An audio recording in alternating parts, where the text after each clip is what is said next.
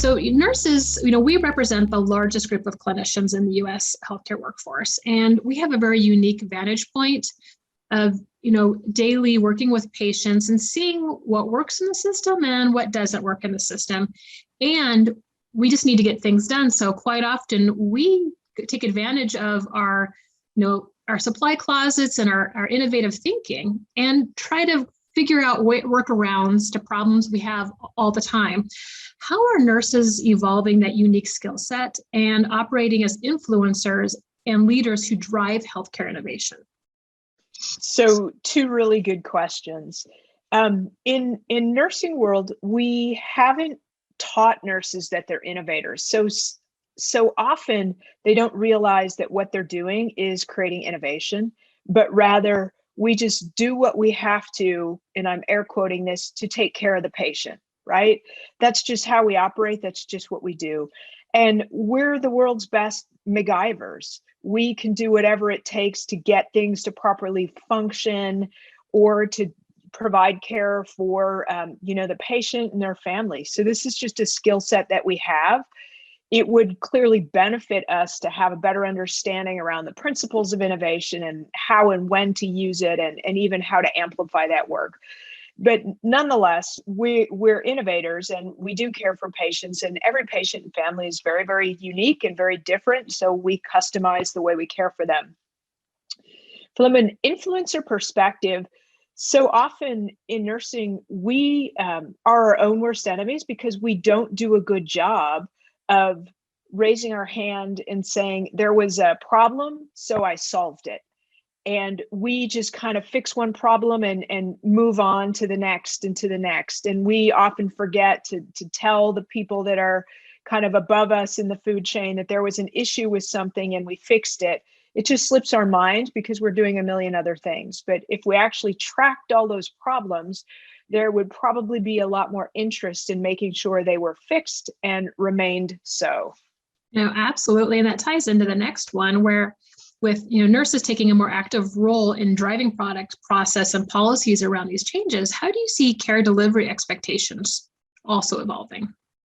That's a really interesting question. And you said on the last one that we are the largest group of healthcare professionals. We outnumber physicians 4-1. We outnumber pharmacists 8-1. And being the ones that spend the most time with patients and their families, workflows are something that's incredibly important to us, yet it's something that is quite often disrupted for us on a regular basis. So when we think about what care models look like in the future, I see us moving away from some of these antiquated models that we talk about patient ratios. And I know this gives a lot of people much pause. However, I see technology as being a force multiplier for us so that we as registered nurses actually can care for more patients because we will have technology that functions and feeds us the data and information that we need, and we can have more non-licensed personnel to support our work. It baffles me sometimes that, jeepers, I've been a nurse for about 33 years or so. I hate to say that out loud, but it's been a very long time. And we have worked very hard to hang on to tasks such as literally the bathing and the turning and the making beds and the hygiene and the feeding and starting IVs and phlebotomy. And I think that there was a reason for that at one point in time. However, I'm not sure that's true anymore. And now we kind of own all these pieces and we don't want to share them. Yet we're going to have to give these task-based activities away and instead begin to empower non-licensed personnel to assist us and technology that can actually help us change the way we give care. So I'll give you an example.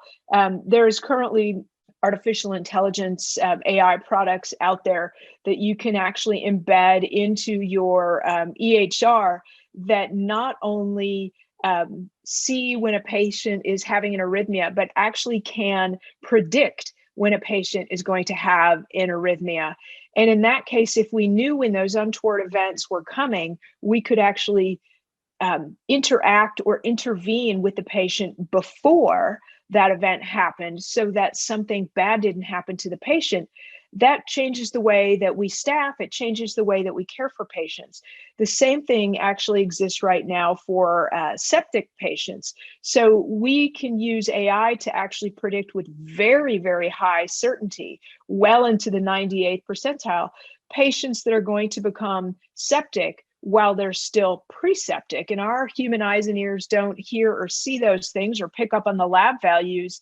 Yet we know a patient's going to head into a septic episode. We could intervene way farther back in that process so that that patient actually doesn't even notice that hiccup and does well, instead of turning it into a mortality for a patient that suffered a severe septic episode. So I do see care models changing. However, in nursing, I only see that happening with lots of digging our heels in and resisting every single step of the way.